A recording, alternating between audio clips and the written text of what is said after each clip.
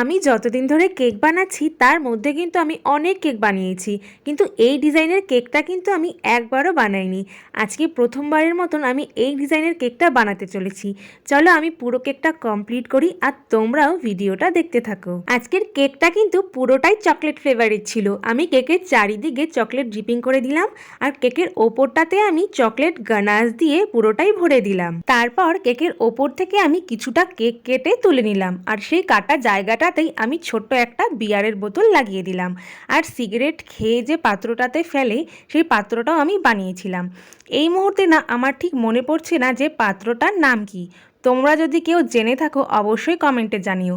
আর এখানে কিন্তু আমি প্রায় 6 থেকে 7টার মতন ফন্ডেন্ট দিয়ে সিগারেটও বানিয়েছিলাম।